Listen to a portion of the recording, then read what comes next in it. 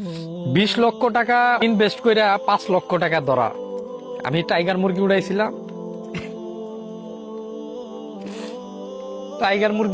6,000 tiger মুরগি, 6,000 tiger মুরগি উড়াইয়া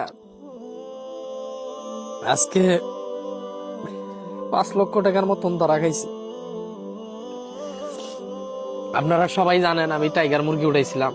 আমি 2 দিন আগেও একটা ভিডিও আপলোড করছি। আর সেই টাইগার মুরগি আজকে বিক্রি করলাম। আজকে ওই টাইগার মুরগি বিক্রি করে 5 লক্ষ টাকা ধরা গেলাম। আমি টোটালে আমি এখানে হিসাবের খাতাটাও নিয়ে আইছি। আমি হিসাব করলাম আজকে মুরগিগুলা সেল করলাম, টাইগার মুরগি।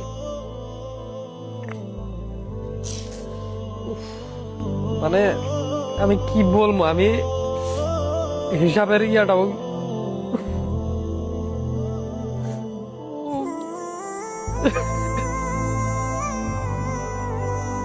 মানে আমার জীবনে এই সর্বপ্রথম এত বড় একটা ধরা গেলাম। টাইগার মুরগি কমপক্ষে 2 মাস পালতে হয়। আমি 6,000 টাইগার মুরগি উড়াইছিলাম। 6,000 টাইগার মুরগির বাচ্চার দাম আপনার 75 টাকা করে নিছিল, 4,50,000 টাকা। আর বস্তা 400 বস্তা খাওয়াইছে আমি 2 মাস প্লাস। এই 6,000 মুরগির পিছনে আমার 400 বস্তা খাবার দিতে হইছে। ওখানে বস্তার দাম ছিল 14 লক্ষ টাকা, 400 বস্তার দাম। ঔষধের পিছনে গেছে আমার 1 লক্ষ টাকা, বিদ্যুৎ লেবারের পিছনে গেছে 50,000 টাকা। তাহলে আমার এখানে সর্বমোট খরচ দাঁড়াইছে গিয়া 20 লক্ষ টাকা খরচ দাঁড়াইছে এই 6,000 মুরগির পিছনে। এর পিছনে মুরগি আমার অনেক মারা গেছে। এই সর্বমোট খরচ হয়েছে আমার 20 লক্ষ টাকা। আমার বাচ্চা সর্বমোট বেঁচে ছিল, টিকা ছিল আর কি। বাচ্চা সর্বমোট আমার বাইসা ছিল 5,480টা। বাচ্চার ওজন গিয়া দাঁড়াইছিল 1 কেজি 400 গ্রাম করে। তাইলে আমার 5,480টা মুরগির টোটাল ওজন হচ্ছে 7,672 কেজি। আর আমি এইগুলা বেচছি হচ্ছে আপনার 200 টাকা দরে, মানে কেজি 200 টাকা। 7,672 কেজি মুরগির দাম আসতেছে আমার আপনার 15,34,000 টাকা। আমার ইনভেস্ট হচ্ছে 20 লক্ষ টাকা। এখানে আমার লস গিয়া দাঁড়াইছে 4,70,000 টাকা। এখন যারা নতুন উদ্যোক্তা তাদের উদ্দেশ্যে আমি বলতে চাই, আমার মতন এইরকম ধরা আপনারা খাইতে যায় না। আপনারা যদি কেউ মুরগি উঠাইতে চান, দেখেন মুরগির পিছনে অনেকটা পরিশ্রম আছে।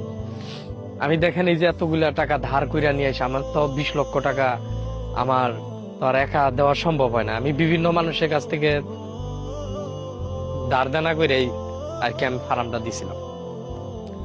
6,000 মুরগি উঠাইছি। 6,000 মুরগির থেকে আমার টোটালে টিকছে আপনার 5,480টা মুরগি। এখন দেখেন এখানে নিজের পরিশ্রম আছে, লেবার খরচ আছে, ওষুধপত্রের খরচ আছে। যারা মুরগির ফার্ম দেয় তাদের আত্মাটা শুধু এরকম ধাপ পারে, মানে কখন স্টক করে, কখন মারা যায়। মানে বাচ্চাকালেও তো অনেক মুরগি মারা যায়। আর ওই মুরগিটা যখন আরো বড় হইয়া মারা যায় তখন কিন্তু আরো খারাপ লাগে। মানে খাদ্যগুলা খাইয়া মরে, তখন আরো লসের সংখ্যাটা আরো বেশি দাঁড়ায়। এখন মানে এই লসের হিসাবটা আমি আমার বাপ মায়ের আমি কি বুঝাবো, কারে কি বুঝাইবো? মানে আমি এখন এই ঋণগুলো এইবার আমি কি দিয়া শুধাবো? আজকে 5 লক্ষ টাকার মতন ধরা এই মুরগির ব্যবসা করে আমার নিজের পরিশ্রম এগুলো তো ব্যথা কাজে গেছে। আমি যে ধরা খাইছি, আমি যদি আসলে ধরাটা খাইছি মূলত এই মুরগির বাচ্চার মুরগির যে বাজার ডাউন খাওয়াতে আমি আসলে মূলত ধরাটা খাইছি। আমি যদি 250 টাকা দরে বিক্রি করতে পারতাম তাহলে হয়তো লসের মুখটা আমার দেখতে হইতো না, কিছু হইলেও লাভটা আমি পাইতাম। কিন্তু আসলে কপাল খারাপ, আমি লাভটা পাই নাই। আর আমি নিজেও আমি সেই দিনও বলছি যে আমি কানে ধরে তবা বললাম, আমার এই মুরগি আর ব্যবসা করতাম না।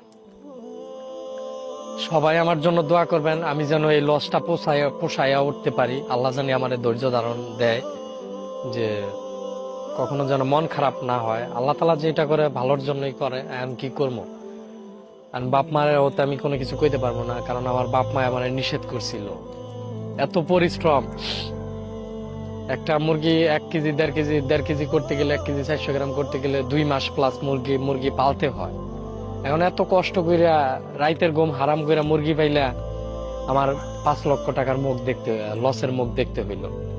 আমার যদি 20-50 হাজার টাকা লাভ আসতো আমি বুঝাইতে পারতাম, আমার আত্মাটারে বুঝাইতে পারতাম, মনটারে বুঝাইতে পারতাম। আর তারপরে এখন কি করবো, আল্লাহ তাআলা যেটা করে ভালোর জন্যই করে।